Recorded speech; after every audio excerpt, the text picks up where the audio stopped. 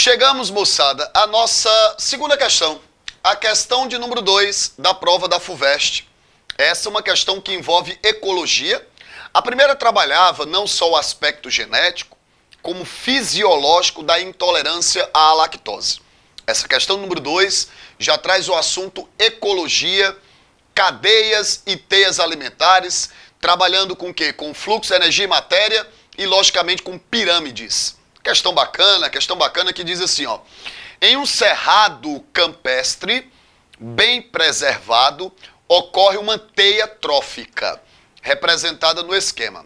Então, sempre que você estiver diante de uma teia alimentar, qual é o seu primeiro passo? Identificar a posição trófica de cada indivíduo. Lázaro, o que é o nível trófico de um indivíduo? Na biologia, trófico quer dizer nutrição. Então, o nível trófico de um indivíduo é o nível de nutrição, de ocupação nutricional que ele ocupa. Então, o indivíduo que ocupa o primeiro nível trófico, ele está ocupando o primeiro nível de nutrição.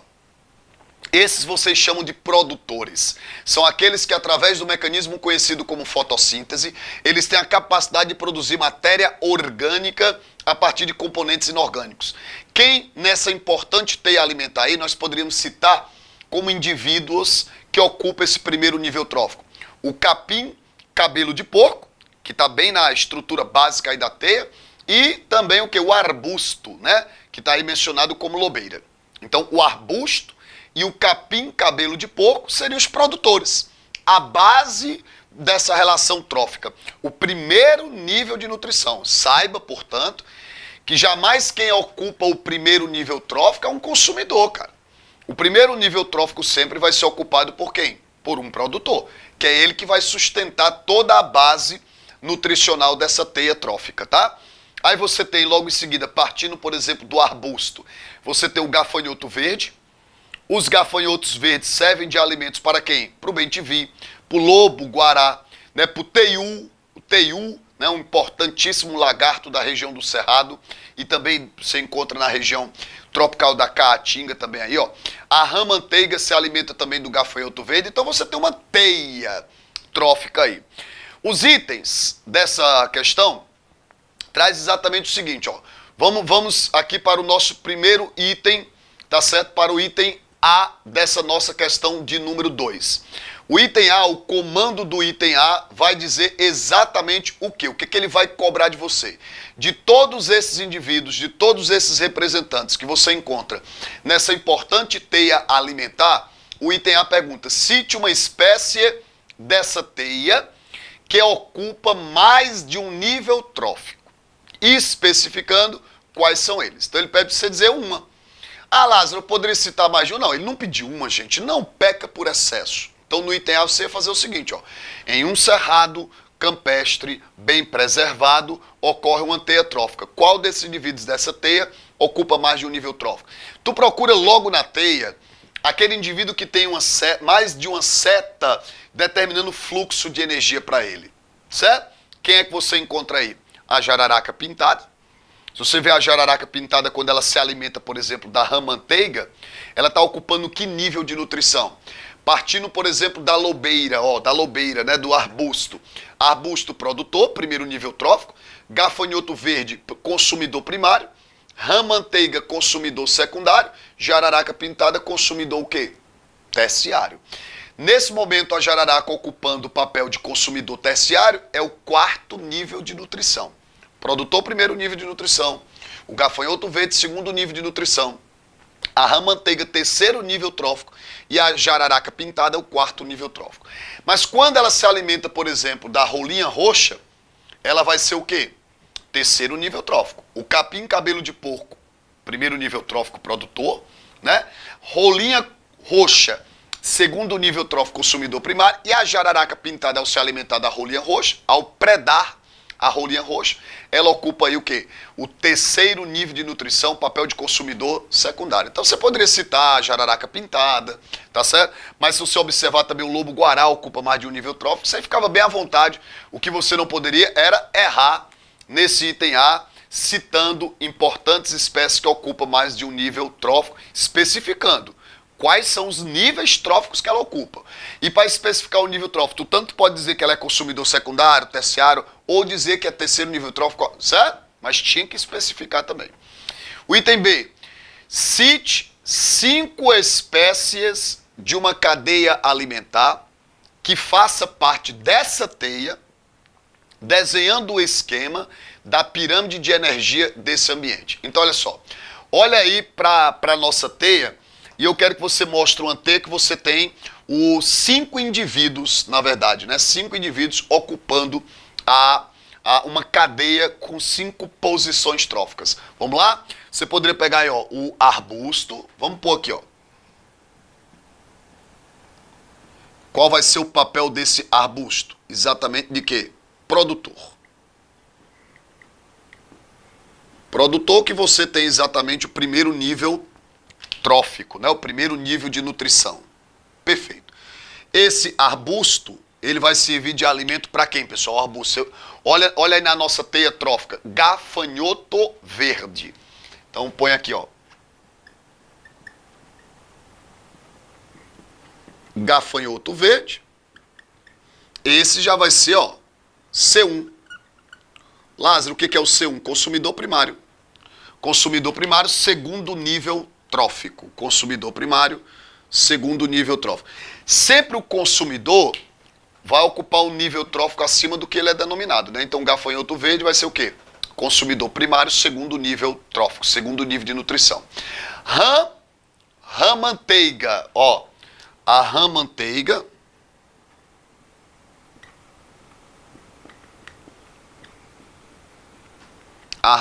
o que ela vai ocupar, gente? Papel de consumidor secundário. E o consumidor secundário ocupa que nível trófico? Terceiro nível de nutrição. Quem é que vai se alimentar desse importante anuro, desse importante anfíbio? Quem? Exatamente, a jararaca pintada, ó. Jararaca pintada.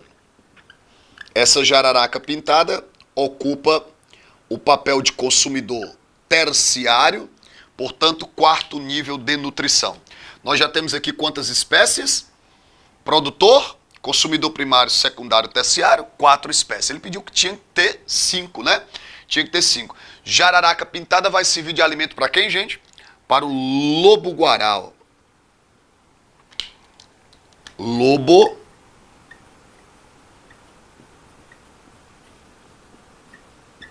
Lobo-guará, que vai ser o consumidor quaternário.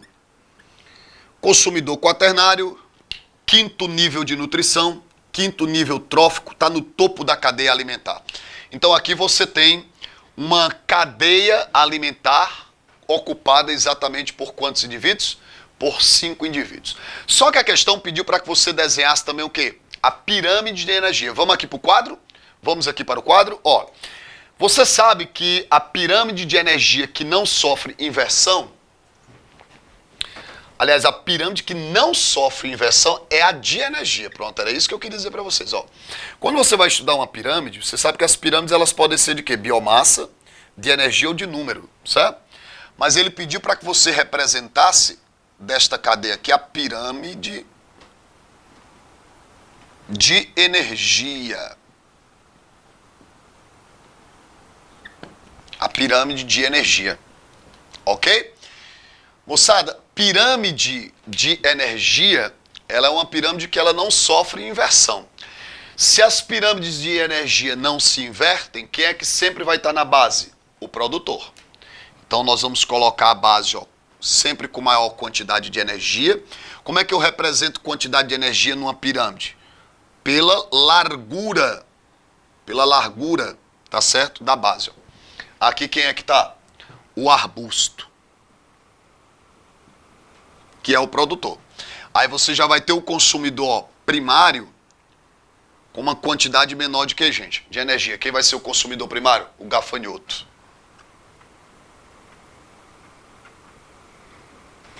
Perceba que aqui, pessoal, eu não estou representando uma pirâmide de números, porque se fosse uma pirâmide de números, obviamente que um número maior de gafanhoto iria consumir um arbusto. Entendeu? Aí seria uma pirâmide invertida, a de números. Mas eu estou diante de uma pirâmide de energia. Se é uma pirâmide de energia, a base sempre vai ser o quê? Mais larga, porque é a quantidade de energia que vai diminuindo a cada nível trófico. Quando você chega aqui no consumidor secundário, que é o terceiro nível de nutrição, que é exatamente a RAM, quantidade de energia menor. Aqui você vai ter quem? A cobra, né? Ó, a serpente, a jararaca. E por fim você tem o lobo, que está no topo desta cadeia. E, logicamente, a quantidade de energia vai sendo o quê? Menor. Então, o que a gente aprende com as pirâmides de energia? Você aprende que, ó, a quantidade de energia diminui a cada nível trófico. Então, a cada nível de nutrição, essa quantidade de energia ela vai se reduzindo, o que justifica as pirâmides de energia não sofrerem o quê? Inversão. E aqui você tem exatamente a sequência da cadeia retirada dessa teia trófica com 5 indivíduos, tá? Vamos para o item C. O item C, que é o último item que finaliza a nossa questãozinha de número 2 da FUVEST. O item C diz assim, ó. Com relação à dinâmica dessa teia, especificamente, descreva o efeito indireto da extinção local de bem-te-vis sobre a população de predador do topo da teia. Pessoal, quem é que está no topo dessa teia? Não é o lobo? Então ele quer que você diga qual é a relação indireta que vai ocorrer com o lobo, que está no topo dessa teia, em caso de ocorrência da extinção de bem-te-vis.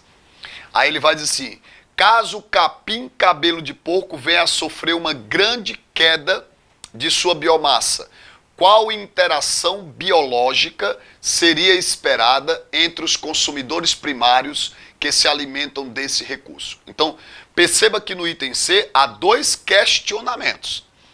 O primeiro questionamento é o efeito indireto que ocasiona nessa teia trófica dos lobos guarás, ó, do lobo da teia, né, que é o lobo guará mesmo.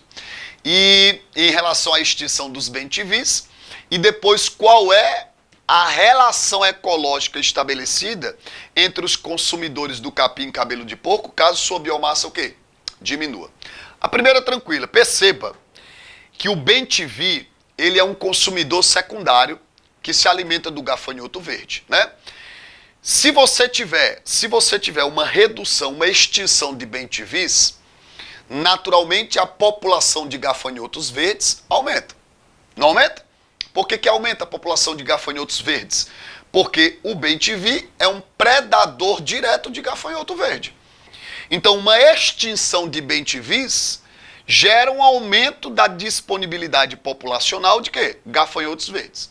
Como o lobo-guará se alimenta de gafanhotos verdes, qual é a consequência indireta? Um beneficiamento, porque o lobo-guará ele acaba competindo interespecificamente com o bem-te-vi, pelo mesmo tipo de recurso nutricional. Há uma competição. Então, na extinção dos bem-te-vis, o lobo-guará se beneficia e, na teoria, sua população que aumenta. Entenderam? Já, por exemplo, se houver uma redução da biomassa de capim cabelo de porco, a rolinha roxa, o ratinho do cerrado e o gafanhoto verde, que se nutrem exatamente desse mesmo produtor, dessa mesma fonte de nutrientes, vão o quê?